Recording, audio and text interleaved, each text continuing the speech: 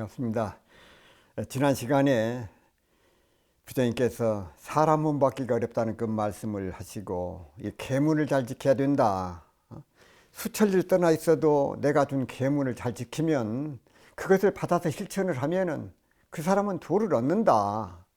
그러나 나에게 가까이 있어서 늘 나를 만난다 할지라도 내가 준 계문을 지키지 않으면은 그 사람은 도를 얻지 못한다. 그런 그 말씀을 하셨습니다. 그래서 이 부처님께서 주신 그 계문을 내가 얼마나 받들어서 실천을 하느냐, 그것이 참으로 소중하다는 그 말씀을 드리면서 오늘 강의 시작하도록 하겠습니다. 사람의 목숨이 이 호흡기관에 달려있다. 숨 한 번 들이쉬고 내쉬는 데 달려있다. 그 말씀이거든요. 불문체 사문하사대. 부처님께서 이 사문들에게 물으셨어. 인명의 제 기간고 사람의 목숨이 어느 정도에 달려있느냐? 대답해서 말씀을 하시기를 제 수일간이다. 여러 날에 걸쳐 달려 있습니다. 불은 참이 능이도다. 너는 아직 내 도를 모른다. 부문 일사문 다시 또 사문에게 물으셨어.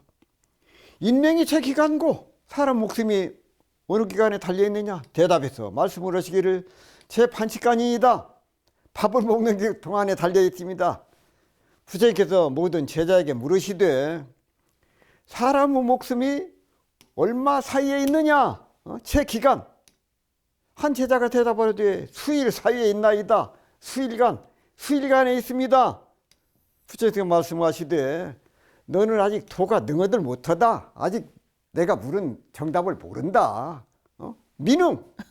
미능이거든요. 내 도를 능하지 못한다. 또 다른 제자에게 또 물으셨어. 그렇게 대답을 하기를 그 제자가 대답하기를 제 반칙간이다. 밥을 먹는 사이에 있습니다. 이렇게 대답을 했다고 말씀. 자, 원문을 나누어서 또 살펴보면은 불문체 사문하사대 인명이 제 기간고 대활 제 수일간이다. 불은 참이 능이 돈이라. 부처님께서 모든 사문들에게 물으셨거든요. 사람 목숨이 어디에 달려있느냐? 얼마 사이에 있느냐? 한 제자가 대답하되 수일 사이에 있나이다. 부처님께서 말씀하시되 너는 도가 아직 능하지 못하다. 이렇게 말씀을 하셨어. 이래 며칠 전에 만난 사람이 돌아가셨다고 부고를 들었을 때 우리들은 인생의 허망함에 충격을 받기도 하지만 이것은 부처님께서 바라는 정답은 아니다 그 말. 부문일 사문하사대 인명이 제 기간고 태활 제 반칙간이다. 또 다른 제자에게 물으셨어. 그 제자에게 대답을 하기를 밥 먹는 사이에 있습니다. 이렇게 말씀을 올렸거든요. 사람의 목숨이 한 제자는 수일간에 있다고 그러고 한 제자는 밥 먹는 사이에 있다고 말씀을 했어. 그러나 부처님께서는 이것을 인정하지 않으셨다고 말씀이에요. 다시 한번 말씀드립니다. 불문, 부처님께서 물으셨어. 모든 사문들에게 물으셨어. 인명이 제 기간고 어느 사이에 있느냐? 사람 목숨이 어디에 달려있느냐? 대답을 하기를 한 제자가 대답을 하기를 제 수일간에 있습니다. 부처님께서 말씀을 하시기를 참이등유든이라 너는 내 도를 알지 못했다. 내가 물음에 대한 정답이 아니다. 그 말씀이거든요. 또 부문 일사문하사대 또 다시 사문에게 물었어. 인명이 제 기간고 똑같이 물으셨죠. 사람 목숨이 어디에 달려있느냐? 어느 사이에 있느냐? 대답을 하기를 제 반칙간이다. 이 밥 먹는 사이에 사람 목숨이 달려있어. 이렇게 이 밥하고 그러잖아요. 사람이 밥을 먹다가 밥을 먹지 못하면 결국은 죽어. 그런 게 그 사람도 생각을 해서 반칙간 밥을 먹고 안 먹는 데 달려 있습니다. 그 말씀이거든요. 밥을 먹고 오늘 밥을 먹었는데 다음 날 일어나면 밥을 못 먹어. 그러다 보면 죽게 된다. 이제 나름대로 생각을 해서 대답을 올렸어. 자, 이어서 또 말씀드리겠습니다. 사람의 목숨이 숨을 쉬는 사이에 있다. 불은 참이등유도 밥 먹는 사이에 있습니다 하고 대답을 올리니까 너도 아직 도에 능하지 못하다. 내가 원하는 대답이 아니다 그 말씀이거든요. 부문일사문화사대 인명이 제 기강고 태활 호흡지가 아니다. 숨 한 번 쉬는 사이에 있습니다. 그러니까 부처님께서 그 말씀을 듣더니 선제라. 옳다. 차지도인이라. 너는 도를 알고 있다. 부처님께서 말씀하시되 너도 도가 능하지 못하다 이렇게 하시고 또 다시 제자에게 물었어. 그 제자가 대답하되 호흡지간 숨을 한번 들이쉬고 내쉬는 사이에 사람은 목숨이 달려 있습니다. 이게 정답이지요. 숨을 들이쉬었는데 내쉬지 못하면 죽는 것이고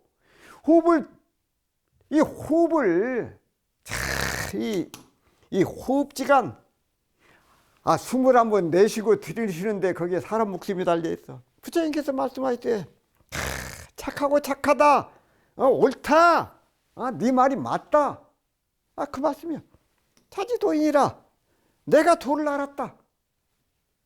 참 원문을 나누어서 살펴보면은 불문제 사문화사대 인명제지강구 계속 물으시는 거지요. 사람의 목숨이 얼마 사이에 있느냐 하고 물었어.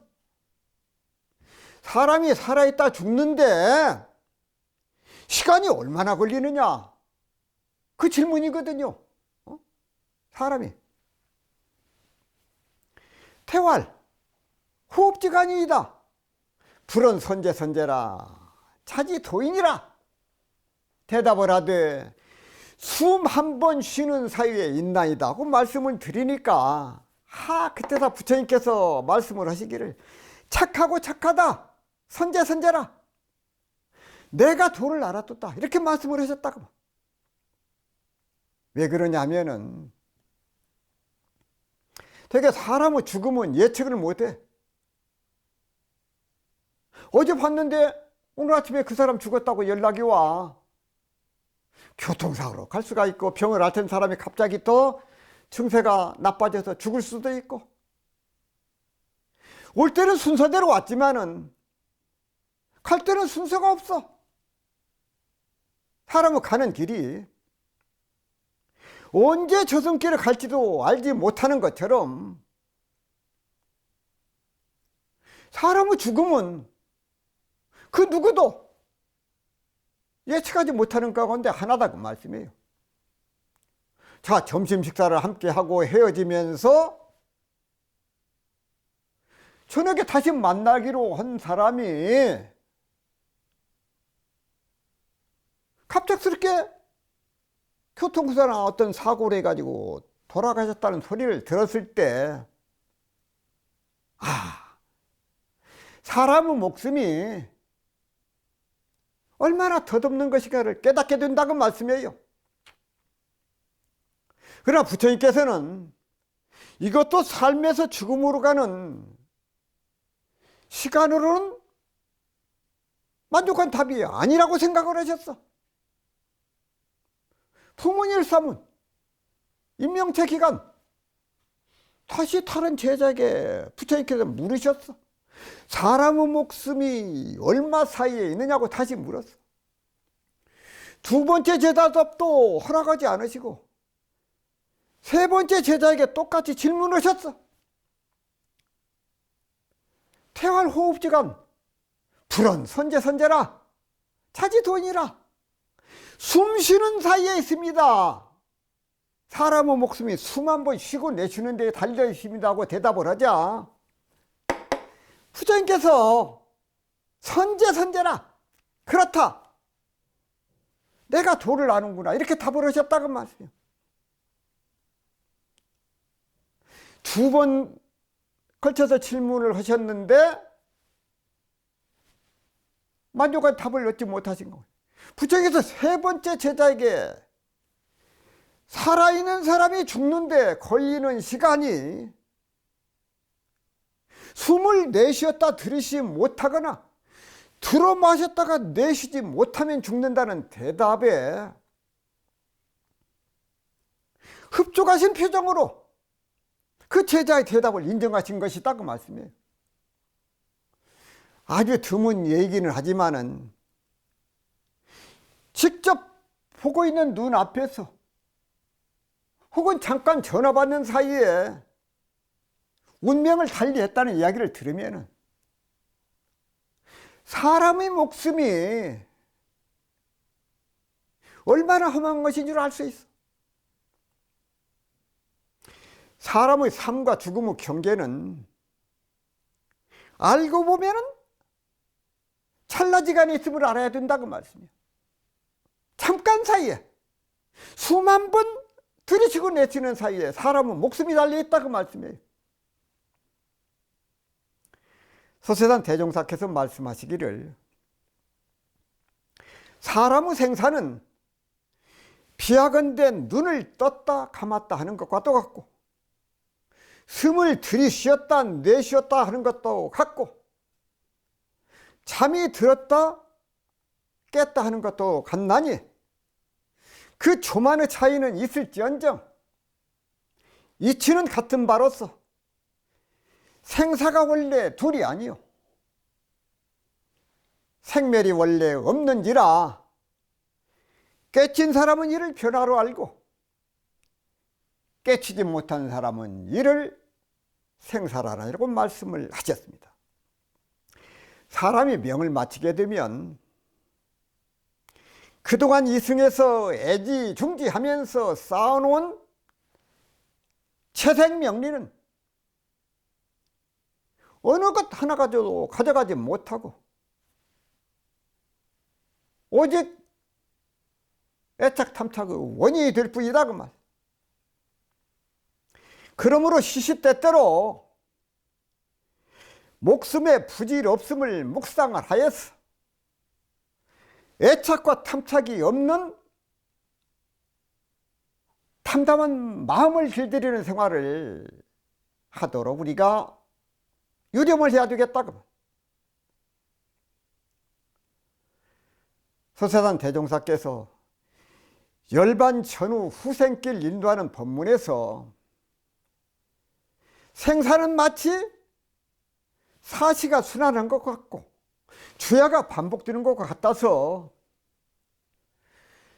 불보살들은 그 거래에 매하지 아니하고 자유하지만 중생들은 거래에 매하고 부자주한 것들이 다를 뿐 육신의 생사는 불보살이나 중생이 다 같다.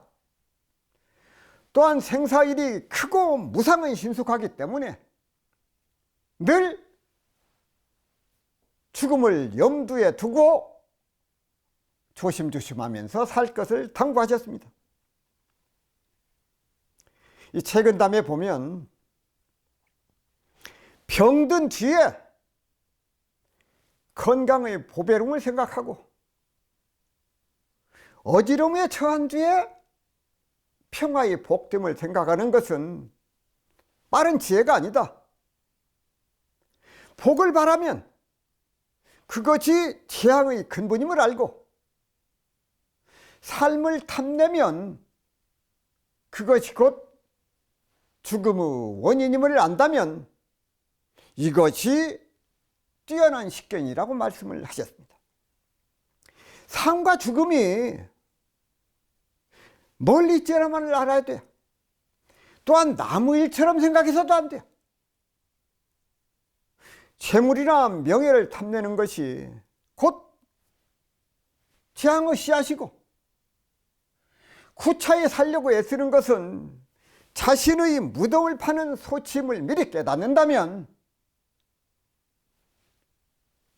이것이야말로 선견지명이고 훌륭한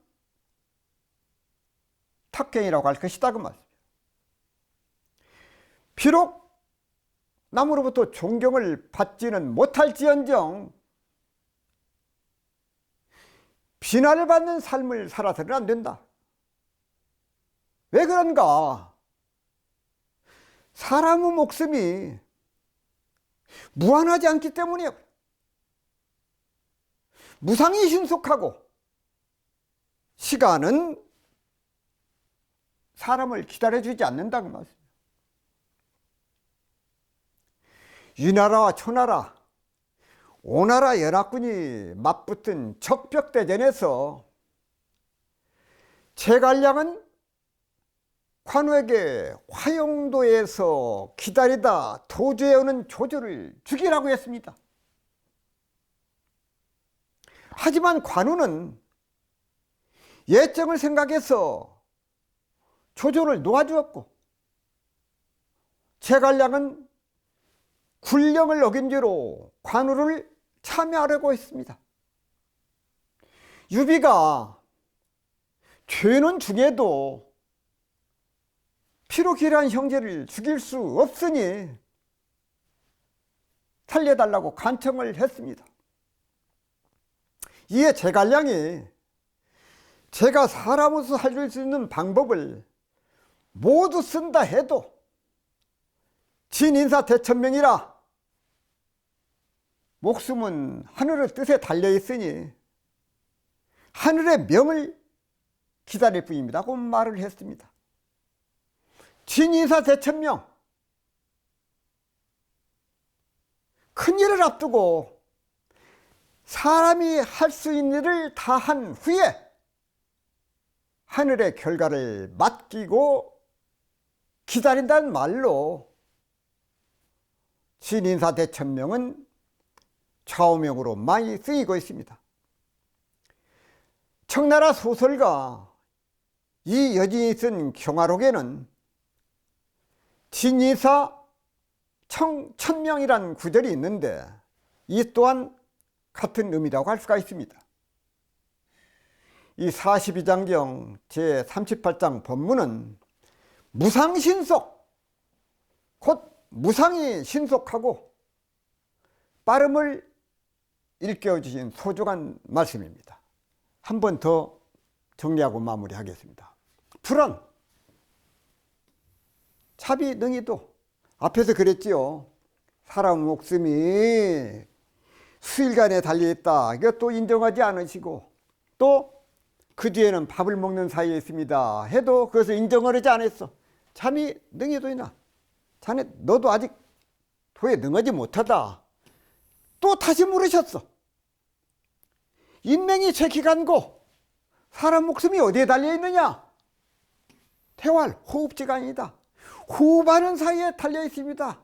숨을 한번 들이쉬고 내쉬는 사이에 달려있습니다. 그러니까 부처님께서 말씀하시기를 선제로다. 참 착하고 착하다.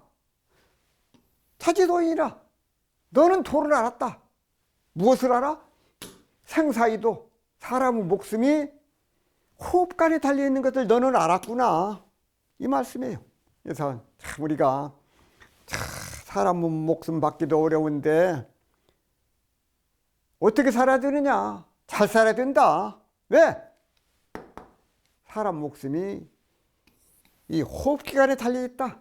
이것을 알고 그 일길에 정성을 다하고 최선을 다하고 후회 없는 삶을 살아야 되겠다는 말씀을 드리면서 마무리하도록 하겠습니다.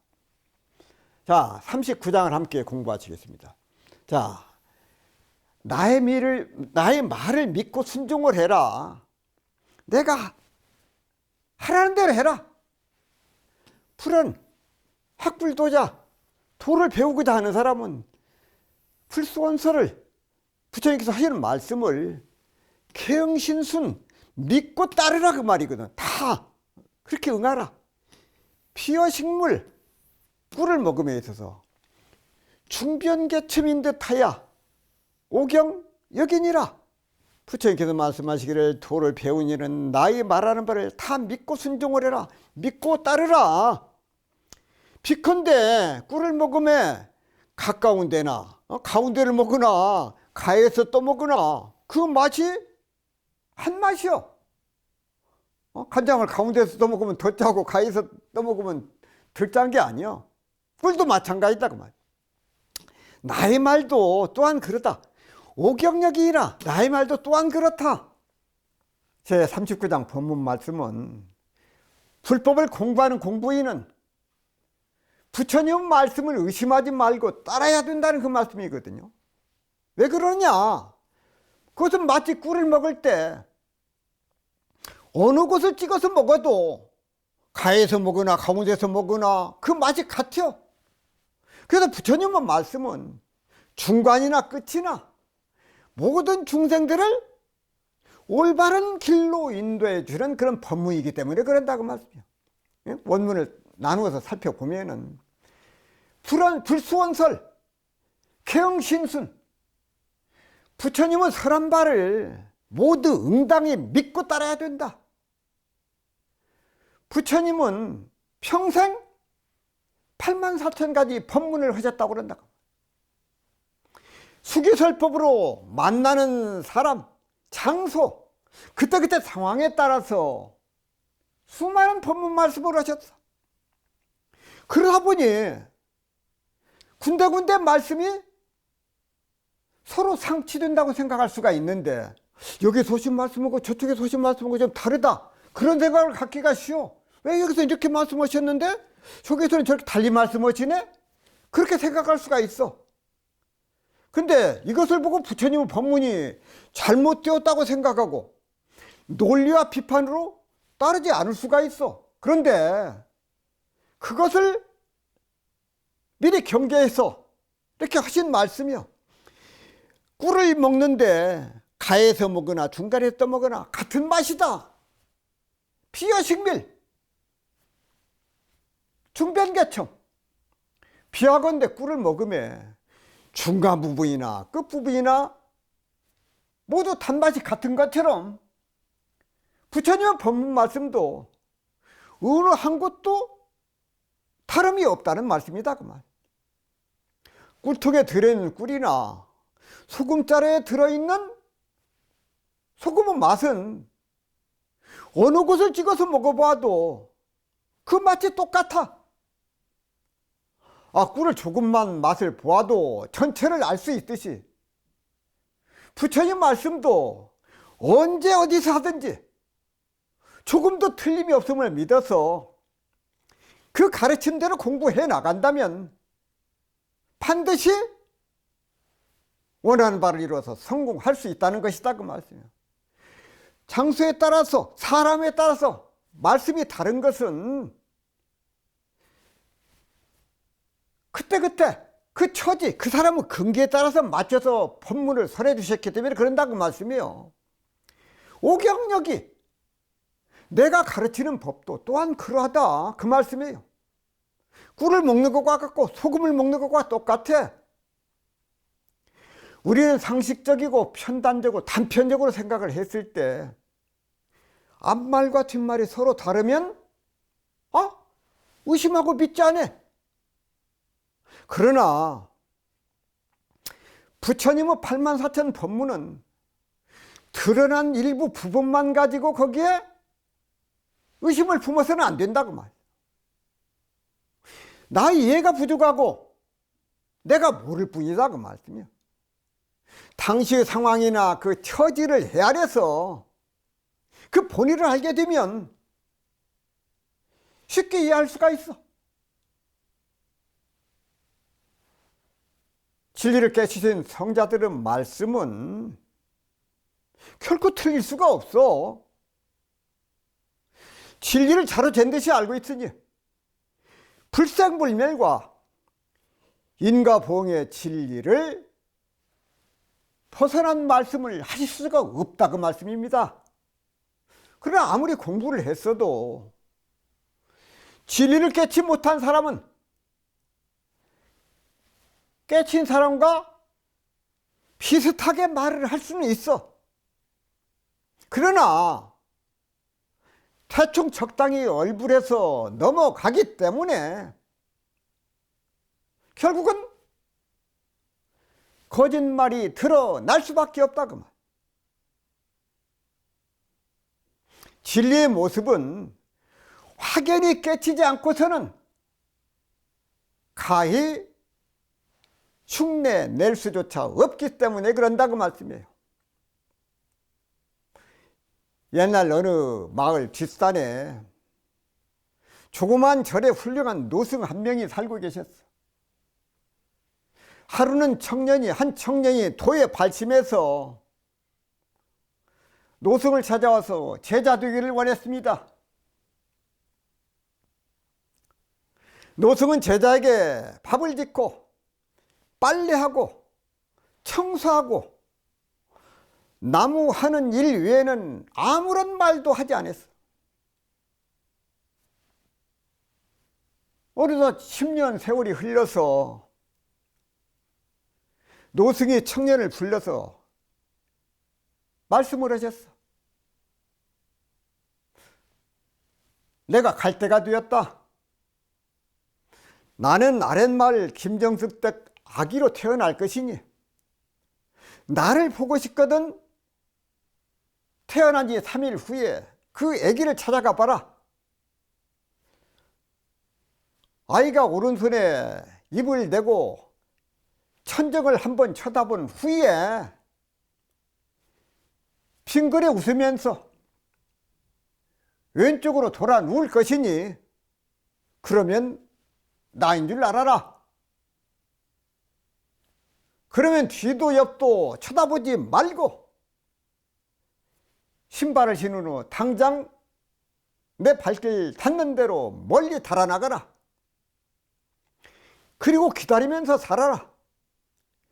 언젠가 한 청년이 머리에 예쁜 띠를 두르고 크고 누런 황소를 타고 피리를 불며 나타날 것이니 바로 나인 줄 알아라 하고 열반에 들었습니다. 그 제자는 우리 스승님은 절대로 빈말은 하지 않으실 것이다 생각을 하고 김정승 댁의 모습으로 들어가서 성실하게 살았습니다. 그 마님이 아이를 낳은 지 이틀째 되던 날 그 청년은 어린아이를 볼 수가 있었습니다. 아이가 노승이 일러준 대로 행동하는 것을 보고는 서둘러 그 집에서 나와서 먼 곳에 있는 깊은 산중에 숨어서 살았습니다. 얼마 후 들려오는 소문을 들으니 청년이 정승댁 아이를 보고 난 뒤에 아이가 죽어 있더라는 것이었습니다. 10년 세월이 흘렀을까?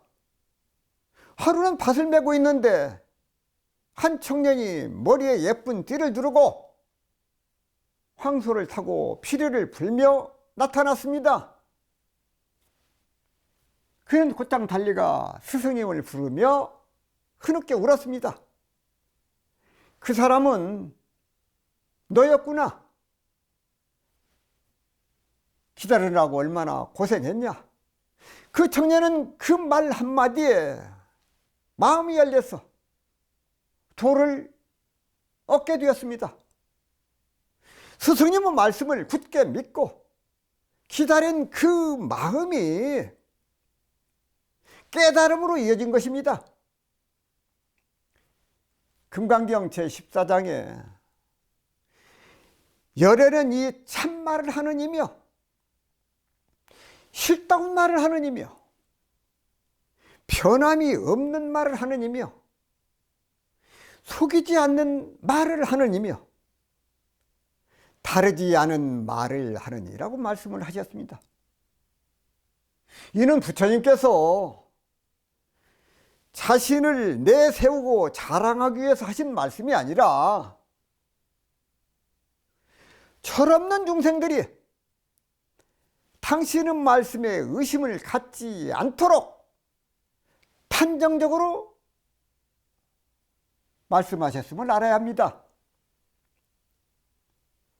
경산종사께서도 범부는 분이기 때문에 거짓말을 하고 습관적으로 과장하여 말을 하고 남에게 자기 선전하기 위하여 불려서 말하는 사람이 많으며 사실을 있는 그대로 말하는 사람은 적다고 하셨습니다. 공부가 어느 정도 진척이 되면 가장 중요한 공부가 상 없는 공부예요. 상을 놓아버리는 공부. 자기라는 상에 둘러싸여 있으면 자기 잘난 것만 알고 자기가 최고라고 생각하고 있는 경우가 허다합니다. 그래서 그 꿈을 깨는 것이 공부예요. 만일 일생 동안 이 무상의치를 깨치지 못하면 그동안 쌓아온 공부가 결국은 헛되이 허망한 말년을 맞이하게 된다고 말씀입니다. 또한 공부인은 스승을 모시고 공부를 해야 줄맞는 공부를 할 수가 있습니다. 인연이 부족하여 현실에서 스승을 찾을 수 없다면 열바르신 분들 가운데라도 마음속으로 스승을 모시고 살아야 합니다. 그래야 늘 겸손하고 자기를 존절히 할 수 있기 때문입니다. 깨치기 전까지는 내가 아는 것이 진실로 아는 것이 아니기 때문에 중요한 순간에 반드시 스승의 감정이 필요합니다. 그러나 조금 공부해서 아는 것이 생기면 스승을 의심하는 호의 불신병에 걸릴 수가 있습니다. 스승의 지도자가 자기 마음에 들지 않으면 자기가 옳다는 생각에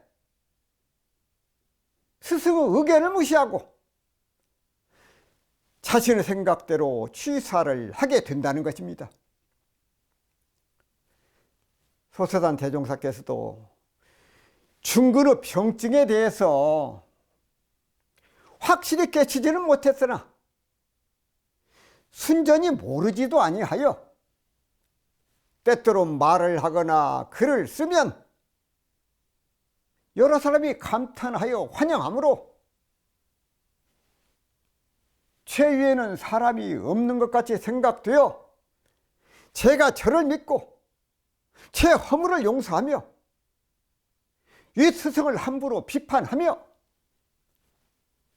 법과 진리에 호의를 가져서 자기 뜻에 고집하는 것이니 이 정세는 자칫하면 그동안의 적공이 허사로 돌아가 결국은 영겁대사를 크게 그르치기 쉬우므로 과거 불조들도 이 호의 불신증을 가장 두렵게 경계하셨나요라고 말씀을 하셨습니다.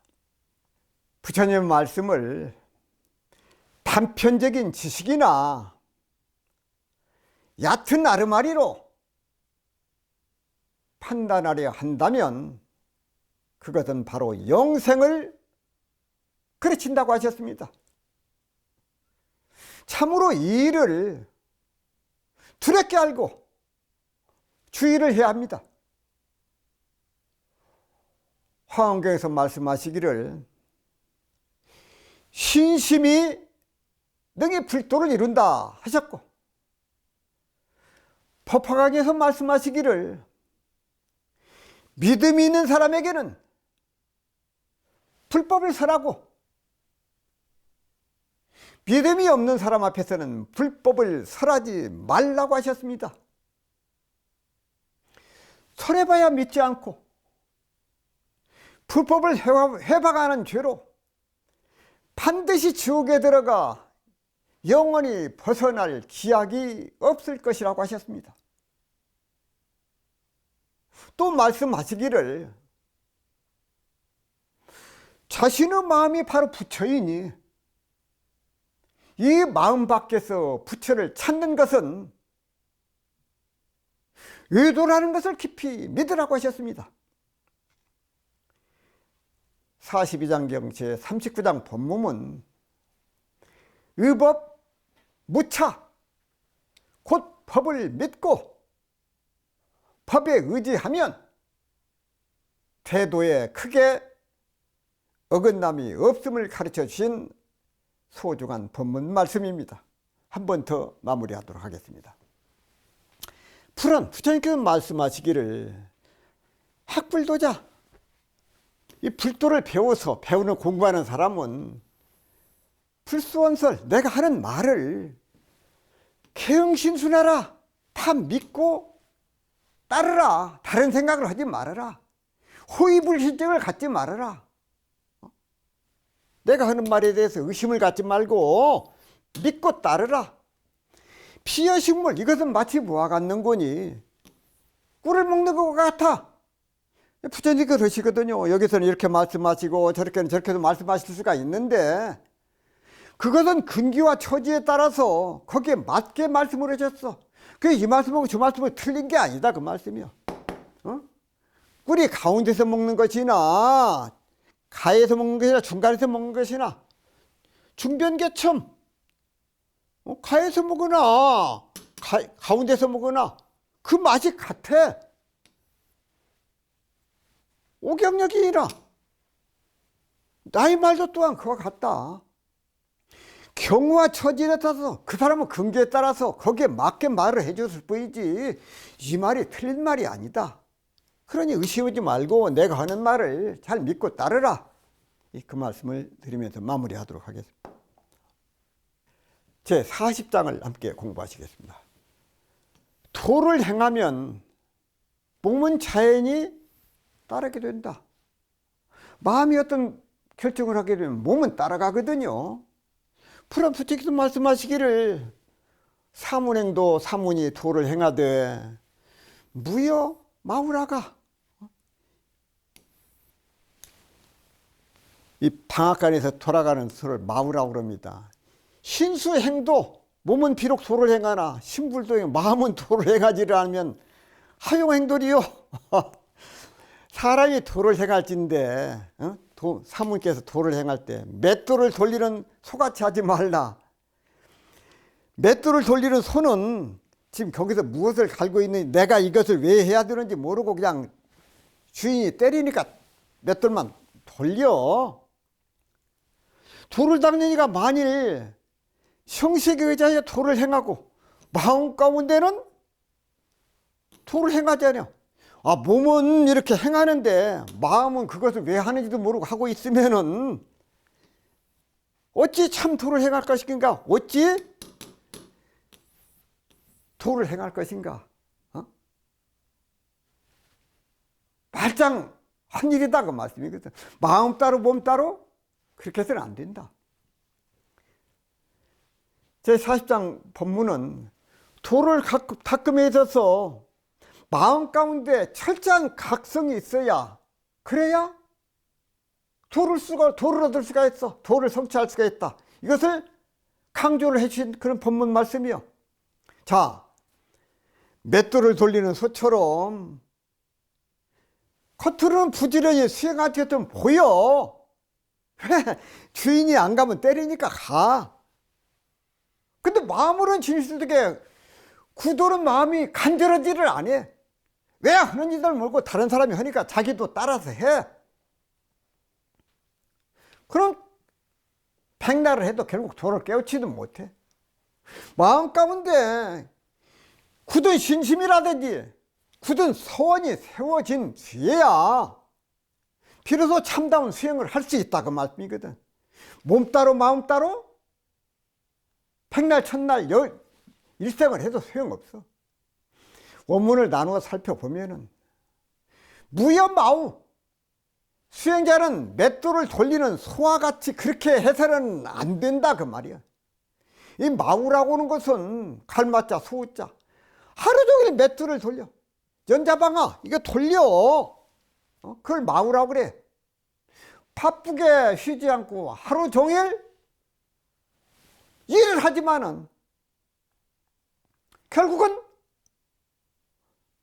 다람쥐 쳇바퀴 돌리는 것처럼 같은 일만 되풀이해서 진급하지 못하는 경우, 그것을 다람쥐 쳇바퀴 돌리다가 맷돌 돌리는 소와 같다고만. 타성에 빠져가지고 습관적으로 수행하는 것, 그렇게 하지를 말아라. 이 경계를 해주신 말씀이다, 그 말씀이요. 몸은 가는데 몸 따로 마음 따로예요. 왜 그것을 하는지를 몰라, 왜 이것을 해야 되는지를 모르고 한다, 그 말씀이에요. 남이 하니까, 남이 장에 가니까 장에 따라가. 그것도 똑같아. 신수도행, 몸은 비록 도를 행하고 있다 하는 것처럼 보이는 거지요.